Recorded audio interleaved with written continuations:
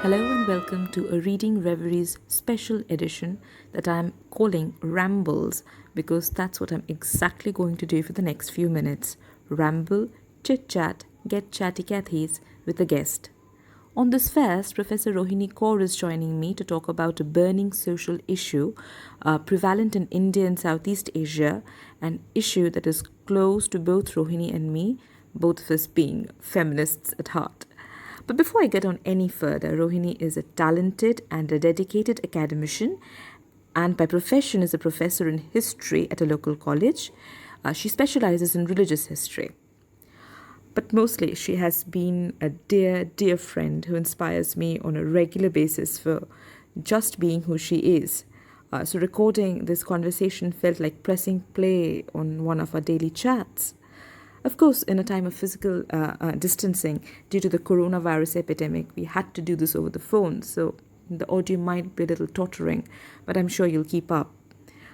I'm so looking forward to sharing her knowledge, her passion for history and truth with you all too. Coming to the subject of our show, we are discussing with Rohini today the history of Sindoor. Many of you beyond the Indian and Southeast Asian periphery might know it as Vermillion.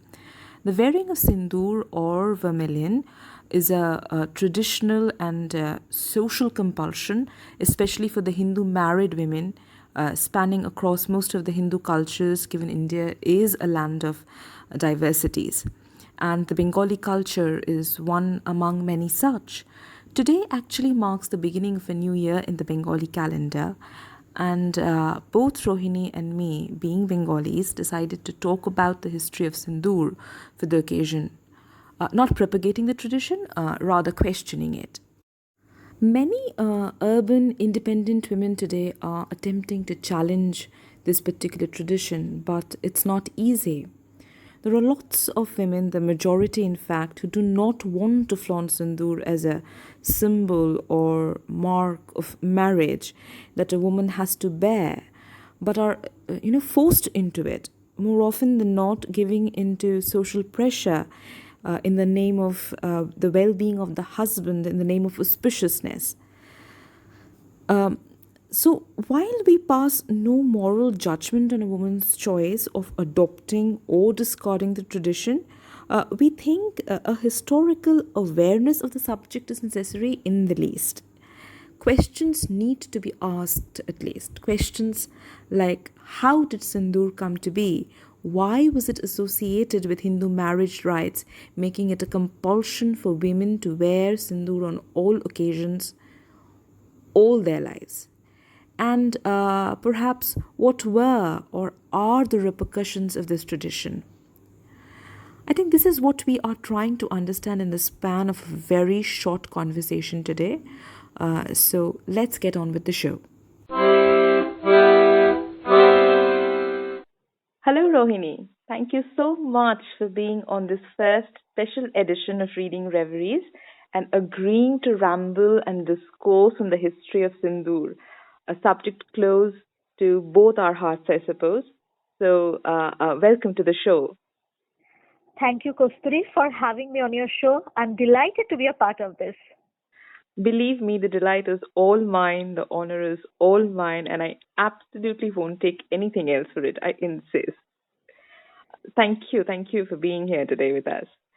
Before we kind of jump into the main subject of the episode, tell me how you are currently coping with the social changes brought about by this coronavirus epidemic. What are your feelings exactly? I know it's a very difficult time for all of us, but some things we can't change. So we have no other way but to endure it. Holed up in my room, my days are mostly spent in reading, taking online classes, exercising, doing household chores. Suddenly, I realize how inexperienced I am in managing the household. But yes, I'm learning. I am sure I can agree with you on that, and I think this has been a time for a lot of us trying to explore, things that we haven't had the chance to Right. do before. So, and I'm glad that at least we're doing one thing together, which is reading. At least that is one thing we're both of us are passionate about. Absolutely. One more question before we get going. Why history and why teaching? Well, Kusturi, I have always been drawn towards the past. All I wanted to do since my childhood was to go to the core of it through the various strands of facts, fictions, myths, legends. Hence, history has been my choice since a very tender age. And as to why I took up teaching, well, that's because I always feel that teaching is something which constantly propels you to delve into the unknown. Plus, the engagement with young minds hones up, I think, one's research acumen and thought process. Also, I feel that we can learn a lot more as we teach. I think you will agree with me. We cannot Absolutely. hope to learn so much on our own. Right. And I think I agree with you. And because I know how passionately you feel about teaching and the study of history, I am sure I would not have been able to put the answer any better than you do. Uh, so let's get on with the show. Let's get into the subject that we are going to talk about today, the history of Sindoor. And here's my first question to you. What do you think are the origins of Sindoor being associated with Hindu rites of marriage and the idea of auspiciousness? Yes, as we know that in Bengali, we often come across the term "ew," which can be translated to mean a married woman.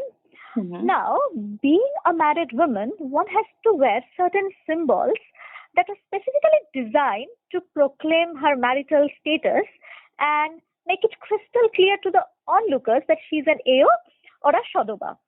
Now, it's believed that an AO adorned with these symbols ensures long life and well being of her husband. And the presence of AO is also sought on every Hindu occasions which are considered auspicious because it's believed that the auspiciousness of the AO would also rub on to the various aspects of the festivities. Hmm. Uh, as you know, that the general understanding among the academic circle is that the symbols that a woman adorns, of which one is definitely the humble sidur, which remains constant in most of the regions is India, is because it signifies the hegemony that the husband enjoys over his wife, which became all the more necessary with the emergence of private property that made it imperative to regulate women's sexuality. Right. And it alone could ensure that the property would pass on from the father to his son. So, in this way, Sindoor became a sign that the woman was taken and could have no further suitor.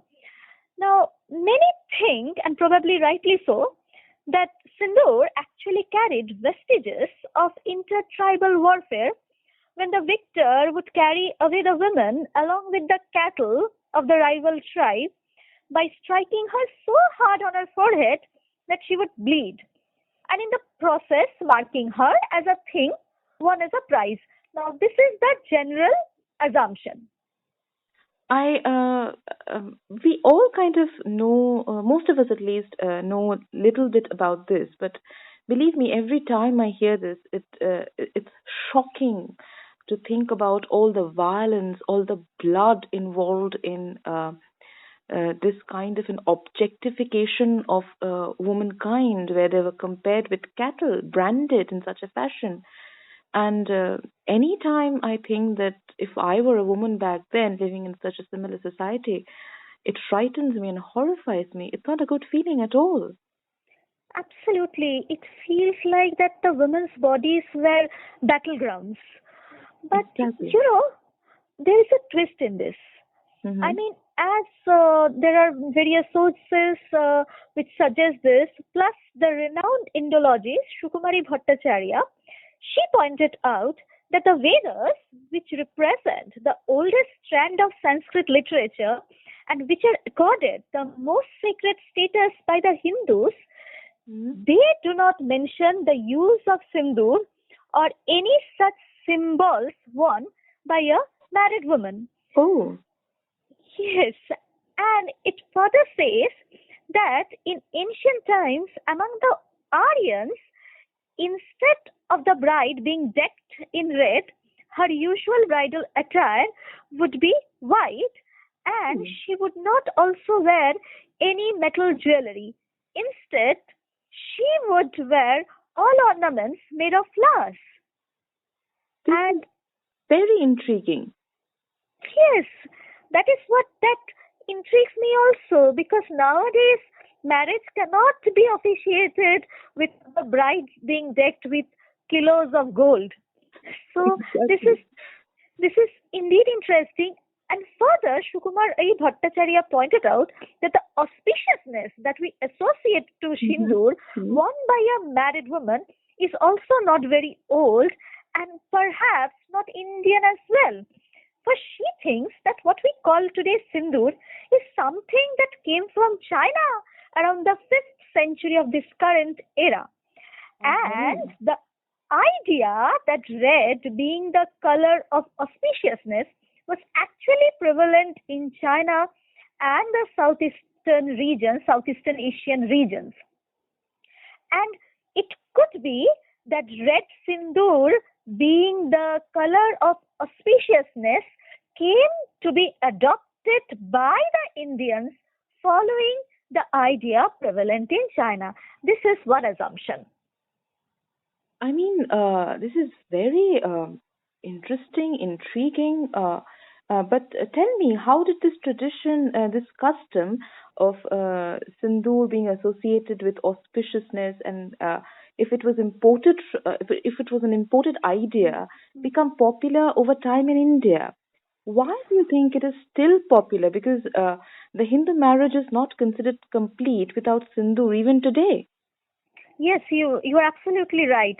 The final rite that completes the Hindu marriage is the Shidurdan, or when the groom finally applies Shindur on the parting of the bride's hair. Now, as you know, as answering the question, I would say that with the passage of time, these obvious symbols of oppression came to be glorified, stating that it brought good luck to the wearer. Of course, here good luck was measured by the well-being and long life of her husband. For a woman, nothing could be considered and still cannot be considered more precious than the life and prosperity of her husband. And even if death came, she wished to die first, because that would give her a chance to die as a married woman.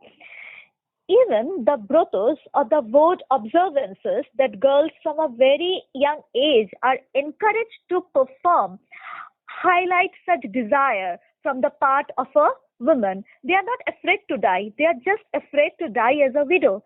And hence, in one such chora or doggerel verse of the broto, it is said, পুত্র দিয়ে স্বামীর কোলে মরণ যেন হয় গঙ্গা জলে, meaning may I fulfill my wifely obligation by bearing my husband a son, and may I have the good fortune to die with him by his side by the river Ganges. So this has been the aspiration of every chaste Hindu wife. This is supposed to be the aspiration of every Hindu wife. And it is like women are encouraged to emulate the idol wife models, which are who are Savitri and Behula, who managed to bring back to life their dead husbands. Now, if you look carefully at the Pachali literature, which is actually the written forms of vowed observances or broto, you will find that the Pachalis also extol the virtues of a chaste wife and entreats them to wear sindoor, and censures those who do not wear sindoor.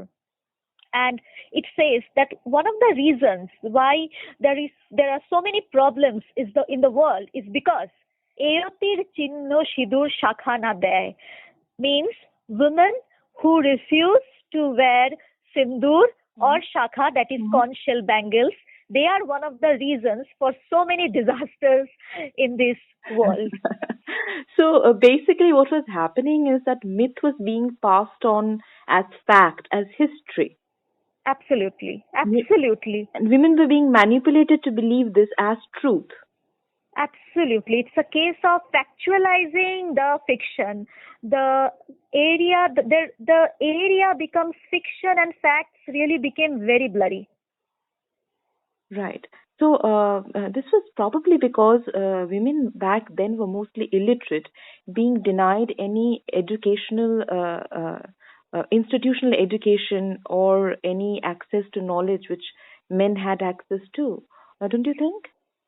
Actually, I feel that women in all societies, in all ages, some women had access to knowledge, if not all. Right. Of course, Right. most of the women did not have, but there were some privileged women in all societies who had access to some sort of knowledge. Of course, they were not at par with men in its terms, but they had some access. Yes, when you say this, this reminds me of the era of primitive communism, when women and men were at par.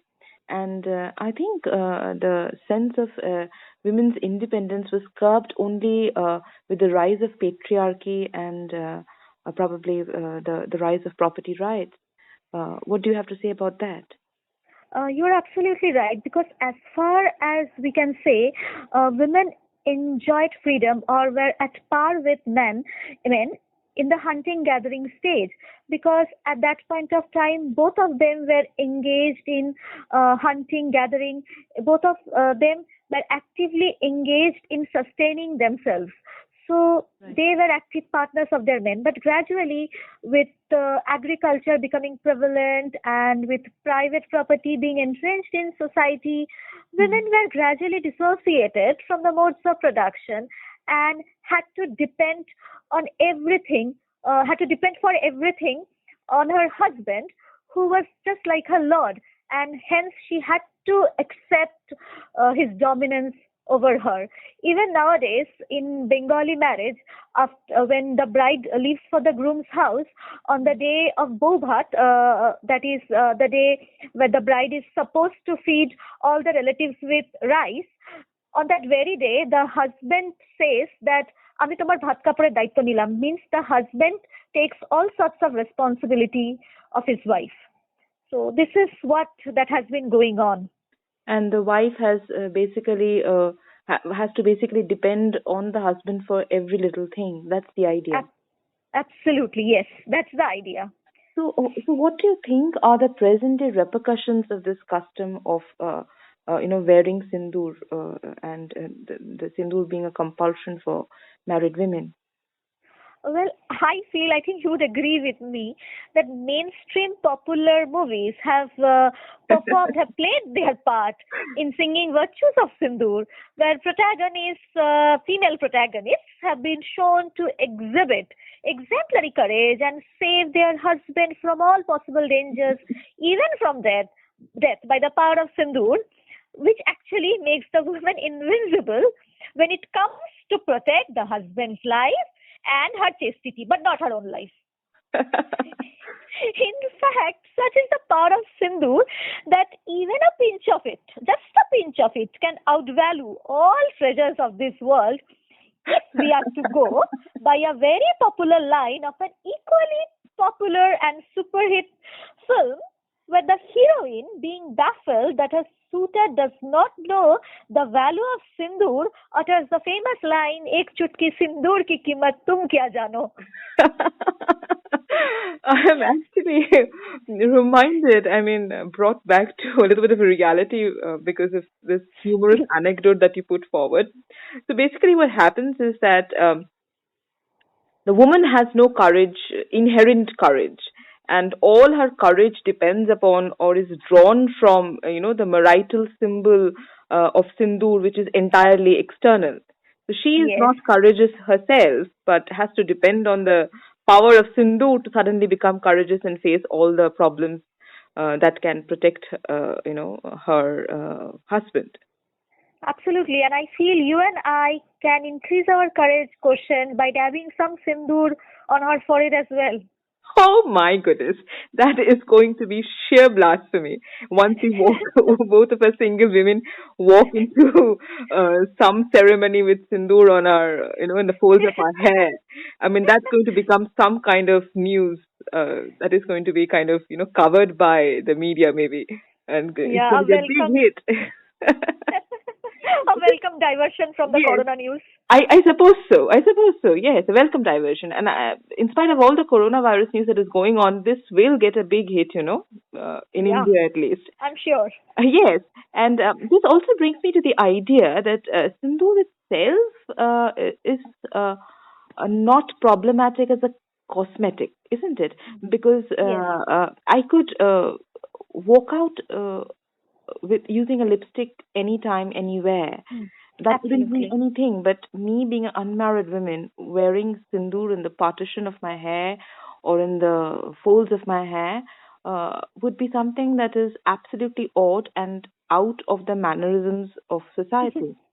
So, Absolutely. so what is problematic here is basically that sindoor is associated with a typical ritualistic religious custom. Hmm. That is the Right. problem, I think. Right. As you had stated earlier, the compulsion to wear it, that is where the problem lies. Exactly, exactly so. So, do you think you could suggest a couple of books in case someone wants to read up on the subject? Yes, well, there have been quite a few, though I won't say that they have particularly been dealing with Sindoor and everything, but you can glean a lot of information from these books. So the books which I could manage to consult in this period are, well, two of them are in Bengali. One is a collection of essays by Sukumari Bhattacharya. It's entitled Eoti Ebon. Another is again by Sukumari Bhattacharya, Prachin Bharat, Samaj o Sahitye. Then there is another called The Vivaha, The Hindu Marriage Sanskara by Pandit Bhayaram Sharma, which is translated by R.S. Prasad. And another is a book called From the Margins of Hindu Marriage, edited by Lindsay Harlan and Paul B. Cotright, while there is another one more, that is The Life of Hinduism, edited by John Stratton Hole and Vasudha Narayan. There are still many more articles which contain scattered references to Sindhu, but what strikes me is that though I am quite novice in this area, I feel a lot of research needs to be done on Sindoor. We couldn't cover everything, each aspect of it in this discussion, like why there are the variations in the color of the Sindoor, or what are the who are the tribes who wear Sindoor. So these are the things that need to be researched upon, which I feel we can do. Right, right. So what we'll do is we'll put the details of the books in our show notes in a written form so that anybody listening to this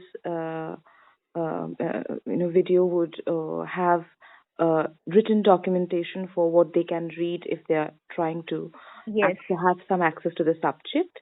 And I'm glad that you have raised a few further questions when it comes to this whole history of Sindoor, which gives us further scope to, delve into it, to look further with some depth, research the subject. And before we end this conversation, which I absolutely don't want to end because it's turning out to be very intriguing and very interesting, but I have to because of constraint of time. What are you currently reading and what is it about? Well, my current read is Kotha Amrita Shaman by Nrsimha Prasad Bhaduri. It's about Mahabharat and its interpretation, not how we know Mahabharat, but how it can be interpreted in certain ways, in certain following certain critical approaches. Okay, so it is a new take, a new interpretation of the Mahabharata, which also means that probably certain traditional ideas that are propagated through the epic will be challenged, I suppose. Yes, yes, that that I see being challenged already. Okay, that's interesting. Maybe we'll talk about it on another episode soon because this has been wonderful, and I've learned so much, in this very short span of time. I would love to have you over at the show, on a regular basis, talking about various historical subjects, because you already know I have a soft corner for such things, and nobody best to, consult other than you. Oh, I am honored. As I said in the beginning, the honor's all mine. You can't take my line away. So, thank No, you, thank you so much for agreeing to join me today, Rohini. It's been such a thank you, pleasure. Kosturi. All right, so maybe soon in another episode we'll get you. I look forward to it, definitely. All right, thank you. Thank you.